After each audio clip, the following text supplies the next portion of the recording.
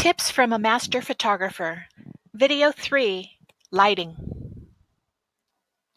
The Greek meaning of the word photography literally means to paint or draw with light.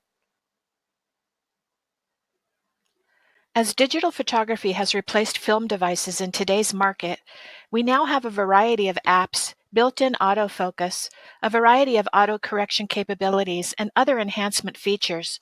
So it is easy to get lazy and forget that there are rules of good lighting that still apply today, as they have for hundreds of years since the great master painters. Want to be a better photographer? Then learn to shoot in manual mode and learn what good lighting looks like. Don't always depend on automatic mode. These lighting rules, when learned, remembered, and applied, can make the difference between taking an ordinary photograph and taking a spectacular one.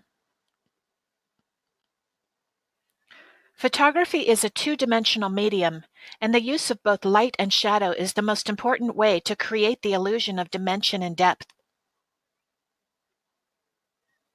Always remember that light objects generally project, draw attention to our eyes, while dark objects recede, draw less attention. The exception to this, of course, would be if you placed a dark object against a very light or white background. In that case, dark would project. In portraiture, Rembrandt lighting, the most common type, can be used to make your subject appear both natural and compelling at the same time. Using nothing more than one or two lights and/or reflectors, go-between devices which block unwanted light, we can create much more appealing combinations of light and shadow than a digital camera device in auto mode. By creating Rembrandt lighting, a small inverted triangle of light appears on the subject's cheeks that are opposite the light source.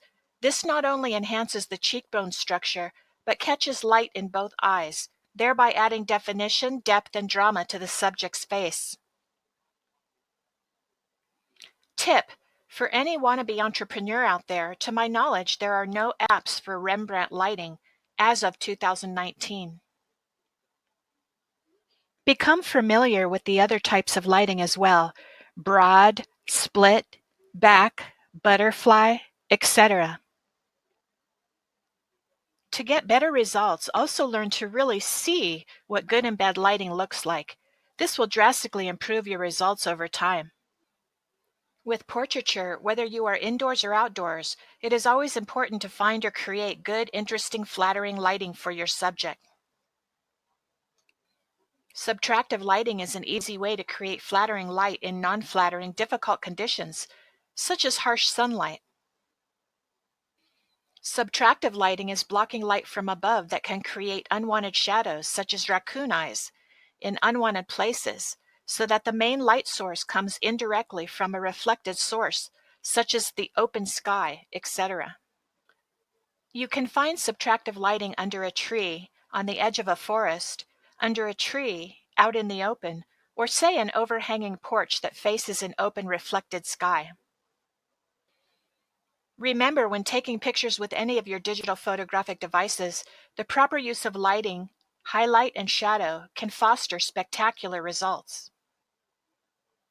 Shadow, in particular, is reduced with digital photography because the nature of digital camera sensors is to show much more detail in a way our eyes cannot naturally do on their own when faced with both light and dark at the same time.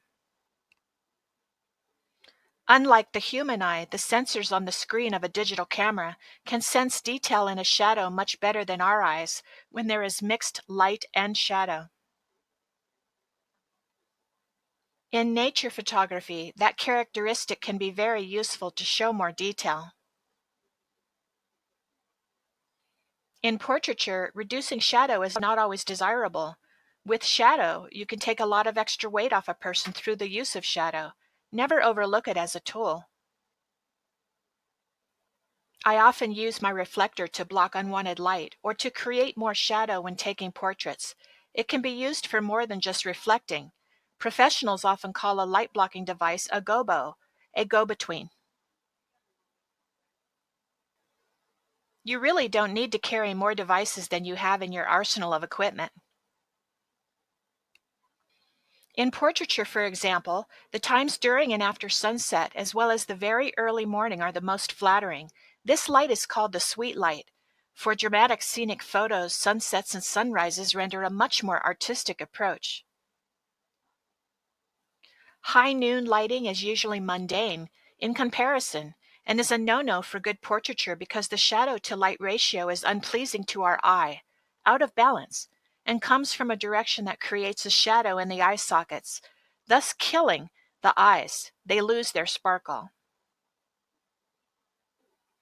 Never forget, for photographic digital devices such as iPhone, iPad, iPod Touch, iCloud, Mac, professional cameras, or even instant cameras, proper use of light and the proper time of day are very important.